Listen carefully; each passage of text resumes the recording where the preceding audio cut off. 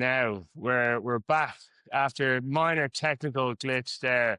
Um, Everybody, great to see you all again. And Bhragan, good to see you. I was saying earlier that I'm here in a cold winter's morning in December, and you're there on a sunny summer's day in Melbourne.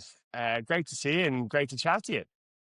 Yeah, likewise. Thanks for having me on. Excited to be here. Yeah, no worries at all. I suppose with the spirit of the channel being having a chat with everybody in the construction ecosystem, from the guys on the site to accountants to estimators, and now we've gotten on to yourself. So how I got introduced to you was the newsletter you put out last week in Construction Tech. So I'm a big follower of it now, and it's great to kind of get a flavor of everything that's happening across the world in terms of construction. So again, great to have you.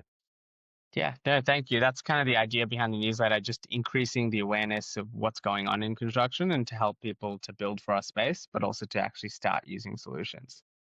Yeah, brilliant. And I find if you're interested in something yourself and you're putting content out about it, you always find a circle of like-minded weirdos in some cases, but enthusiasts in others. So how did you get into this space? Like what kind of brought you to the publishing of your first newsletter? Yeah, so like my background was a civil engineer by training, and I worked at a company called ACOM. So I was like on site and also in design, so aviation and pavements engineer. And I think through that process, what you really realize, as soon as you go on a construction site, is things are a little bit old school. So I was like manually writing all of my drawings, marking them up, taking photos, writing site reports, and I was like, sure, there's a better way. And I think over time, what I started to realize was yes, there was a better way of doing things, but I wasn't aware of kind of the solutions that were out there. And even if I knew there was a great solution, I didn't know how to pilot it, how to train people in it, how to get everyone in my team using it. So going through that process made me realize, hey, like we actually need to figure this out. And the more I chatted to people, the more I realized the knowledge was there, it just hadn't been shared widely. So I was like, oh, like it started as like a little bit of a side project and it's just kind of morphed into something I didn't really expect, which has been exciting and fun. So I suppose you are in a really, I suppose, good position in terms of maybe give us a bit of a feel or your own 2 cents on what's happening in construction broadly around the world, and what are some of the changes we're going to see over the next couple of years. I know everybody is talking about AI, but I mean, what's your own sense of it, and how's it going to impact the smaller construction contractor, the guys on the ground? Yeah, I mean, I think that's a great question. Like on one side, I think globally, some of the structural problems are the same. We don't have kind of a labor force available to us. So there's labor shortages globally. In the US, I think they're short 500,000 workers over the next year, and it's only going to exacerbate. There aren't as many people coming to the industry, while at the same time, our infrastructure needs and our construction needs are growing, from affordable housing to um, maintenance of existing infrastructure and building new infrastructure. So I think there was a prediction that we need $68 trillion of investment by 2040. At the same time, governments don't really have the money for that. So I think there's a pressing need to go, how do we fill this workforce gap and how do we make our people more productive? And AI has just been the latest technology enabler for that. But I think the real interest nowadays is about robotics. So there's a lot more funding for early stage startups in robotics and trying to figure out what that looks like. And I think going back to that small, medium-sized builder, I think there's going to be more conversations around how can we enable or how can we use hardware systems that allow us to do our jobs better on site. So is that a layout robot? Is that something to assist with surveying or drones? How do we actually use new technology that isn't just a software, but something that's sitting with us on site and supporting us with our work? So that could even be material haulage from job site trailer A to a particular area in site. How can we take away some of these tedious tasks and go, how can we create a safe environment with robots and humans? And that's something that we just have to start doing because of the demand and the lack of available labor. Yeah, very interesting. I think, your knee-jerk reaction often when you hear robotics is the Tesla cyborg, falling over and making a dog's dinner of it. But Yeah. I see it as myself. People working with drones. And that essentially is robotics to help speed things up. There's the roofers in particular, I think, are big fans of the drones to Mm. stop them from getting up on ladders and just speed that up. So it's not necessarily, a fleet of killer cyborgs coming in and doing your bricklaying, but it's what are we already using that people might not say, well, that's obviously not robotics, but actually when we were using interfaces and man and machine, that's all helping. Even forklift in its day was robotics to it was futuristic to some people. Mm. And it's also understanding the varied use cases, like with drones. It's like initially it started off as taking videos or doing this and that. And then someone goes, hey, like we can add a little bit of a layer and we can do roofing inspections. So instead of one person climbing 5 roofs in a day, they just send a drone and they can do 5 remote inspections very quickly. So I think like thinking like that and seeing those opportunities is going to become really important for increasing the skilled labor workforces, like leverage and time, but also margin expansion. Yeah, absolutely. And you mentioned the labor shortage, the 500 million shortage in the US. I think labor in Australia are 2 million houses by 2030. That's 1.3 million by 2030. And then again in the UK, that there's similar. In Ireland, there's similar. There's a huge supply crisis globally. I suppose in terms of if you have any insight into it, but how are we going to get the skill set into to do this? And do you think that there could be a kind of a bit of a mindset shift away from what used to be tried and true? Let's go to college. Let's get the accounting degree. Do you kind of see? Is there any chat of that in higher circles that people are saying, well, actually, a trade might suit us better? Yeah, I think it's a really good point that you raise, which is consistently we've seen an increase in investment in terms of in apprenticeship or workforce readiness training. So in the US, they've done a massive investment in that associated to kind of the AI infrastructure rollout, actually. And then over the last few years, we've seen a lot of investment in trying to get people in. I think we've seen a little bit of that actually working more recently with AI, where there's a real fear around kind of software development jobs going and other entry level jobs going. Like you can't really replace a plumber, you can't really replace an electrician, but you can replace a software person. Um, Continuing on that point, I think um, we have these massive targets, but one of the consistent challenges is the cost of building is so high. So people don't have the money to actually pay for the houses. So how do you actually reduce the cost of construction is going to become really important. So whether that's material input and being creative on a prefab modular way. So you're seeing some kind of technology development around mobile factories now. And then on the other side of like, how do you make unskilled labor skilled labor very quickly? So you're seeing startups like, I think it's called Forge in the US, which has like a boot camp program to go from zero to a carpenter in 12 weeks and get you on an apprenticeship program really quickly and get those training to you. But also, there's some really good instances of thinking about kit of parts, thinking out how to build effectively so there's less of a training uplift. And that helps to reduce the cost of construction. So I think there's going to be more creative ways of either apprenticeship, but then also making trade sexy again. Like construction is really cool, but people don't realize how cool it is. And I think TikTok, Instagram is actually doing a massive favor for us in that way. Yeah, I definitely agree with you. And I think, to see, what we were speaking about before the call, just some of the influencers there who are spreading the word and really promoting, construction as a lifestyle Mm. as well. I think it's a really good lifestyle. Start early, finish early. You're out and about in the air oftentimes, so it can certainly beat the office lifestyle. So I think we're going to see a positive shift into it. And the guys who have the ability, and I'm seeing that a lot with younger contractors coming through. They want to adopt technology because, for as long as I've been in the industry for the last 10, 15 years, we've been slow to adopt technology. But the new generation are really looking for ways to improve. Um, because of the constraints they have, as you mentioned, the price of materials, the price of building, the price of labor, like how are they going to do more with less? So yeah, I think great initiative you were talking about there in the States to get guys in and get that kind of 12-week course going. So yeah, I look forward to seeing them in the last week from Construction Tech. Yeah, and I think that's what we need, like more creative ways to teach people how to get into the industry. And we're really struggling with that selling point right now. Yeah. And I suppose one of the questions I had for you, I suppose, in the next kind of 3 to 5 years, and I know that's it's a crazy time frame in any at any time in history, but I think it's even more crazy in this day and age, just with given how fast things are changing. What do you kind of see as being the big shifts in construction, on the global stage and at any stage really? Like, what do you think is going to be a big shift?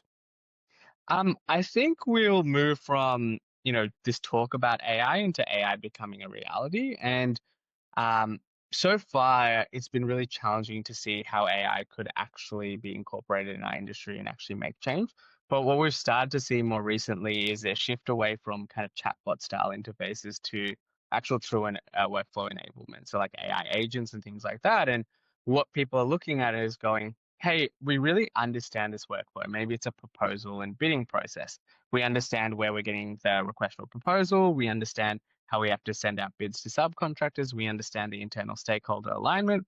How do we actually redo this in an AI native way? So, like getting it to write things, getting a human in the loop controls. So, as we progress, we're going to start thinking about, okay, this is what a workflow has looked like today, but what does it look like in a world where technology is more capable and more able to reflect what we do? So whether that's a call on the phone, whether that's a different means of interaction. And I think that'll be really valuable because it goes back to the point of making things cheaper. So where you had a technology uplift or a training cost, now with AI, you kind of reduce that and you can increase margins. So you have a more capable workforce able to deliver more.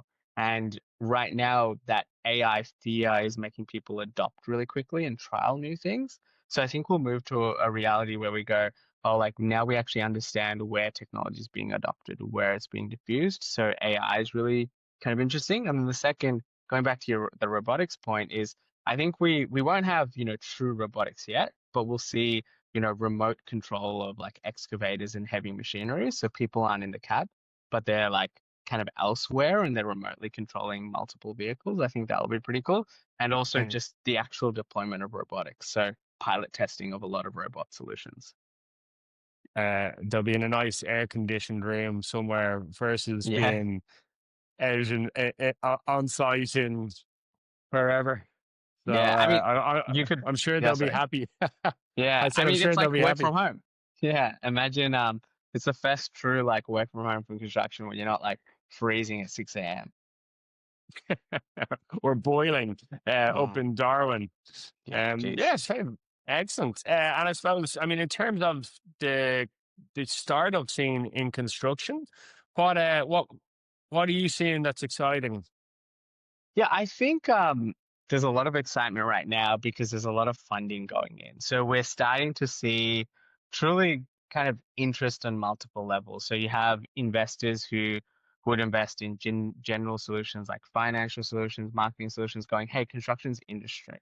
Like, let us put money in there. And that's really good for us because that helps foment the ecosystem. And it also attracts better talent. So you have entrepreneurs going, hey, let's spend some time understanding the construction industry and its nuances so that we get solutions that are actually built for us, not someone going, hey, I'm going to build the next Google of construction, right? Like it's people who actually understand what Yeah. we're doing.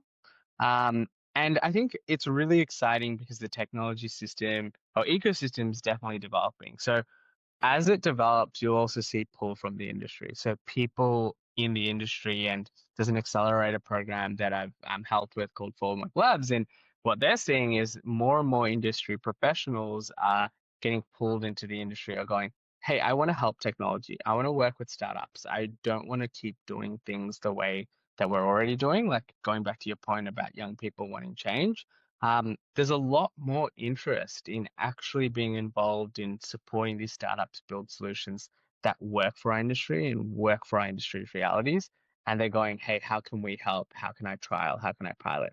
So in the next few years, I think we'll see a more technology aware and capable workforce coming in. That's brilliant. And I think one of the things I used to say was, construction was very slow to adopt technology, but I always thought that there was no technology built for us. We were always shoehorned into, well, it works really well for accounting. It'll work well for construction accounting, or, it works really well for interior designers. Of course, it'll work for construction. And we were kind of shoehorned into various systems that were built for somebody else. Whereas, to your point again, I think that there's a huge amount of interest in the construction space now, and there's great talent coming in. I hope more talent, the better.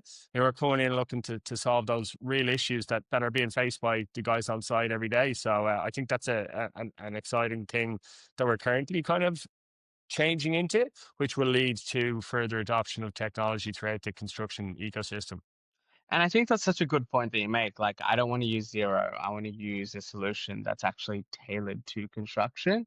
And I think like driving further on that point, like one, the funding definitely helps for that. But I think the second thing around building construction specific solutions, um, is valuable is there's this adoption and risk curve. So one of the reasons why people don't adopt solutions isn't because we're slow as an industry, it's because it introduces risk into the process.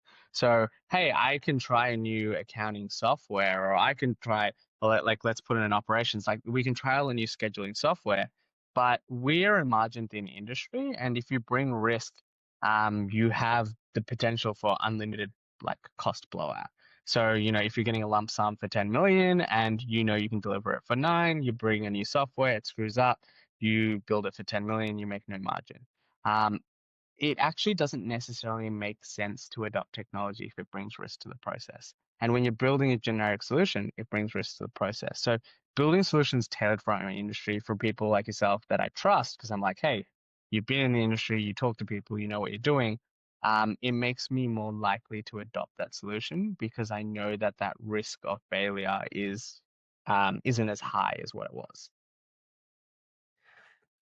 That's a very good point. I was chatting to Patrick from Fileable, who's down your neck of the woods as well, and he reiterated your point there. He was just saying like every time risk is added, and if a subcontractor fails mid project, the the cost to replace them and to bring them forward is 4x the original contract value, and anything you can do to mitigate that, you're gonna do it. Chew your arm off to mitigate those sort of risks. And again, if it's something it hasn't been tried and tested, why would you take the risk? And so, yeah, I think again, it's great that there's money going into those solutions, and then there's these new companies coming up and through. So hopefully, Assemble Pro will be featuring in last week in ConTech in the not too distant future. Yeah, definitely. That would be awesome. And I think that goes to like just adding to your point, this risk of cascading failure of one failure leads to multiple more failures because everything is linked. So where can you find a safe place or to test a solution that reduces the risk, especially in a project based nature of this industry? Absolutely. And I suppose over your outlook for the next couple of months, years, it's generally positive. Do you see us moving in the right direction? I mean, I really hope so. I mean, like to me, it feels positive, and I think it's just spending so much more time in the technology space. Like it does feel like there's more money, there's more interest, there's more people reaching out, there's more people going, hey, I want to be on the tech side. And what I would really actually love to see isn't probably another startup solution, but really like identifying more people who are working in construction companies or like small to medium builders who are going, hey, I want to trial solutions, I want to build better, I want to figure out how we can use technology every single day to improve our processes. And I think we're getting to a stage where there is a lot more interest and there is a lot more around, if I adopt solutions, it's going to help my business and it's a now or never situation. So that's becoming really exciting. So I think we'll see more pull from the industry. It's an exciting time to be involved in construction and a very exciting time to be involved in construction technology. Yeah, I agree. I mean, that's why I'm spending so much time here. So yeah, it's really exciting, I think, to be building or to be involved in the industry right That's now. great. And I suppose that's all the questions I've had. So I suppose with our positive outlook on things, let's wrap it up. And I'll leave a link to your LinkedIn as well as the last week in construction tech in the comments. So I definitely encourage everybody who's made it this far to check it out because it's really illuminating to see what's going on around the world. Awesome. Thanks for having me on, Jonathan. Bhragan, it's great to chat to you, and I will chat to you again soon.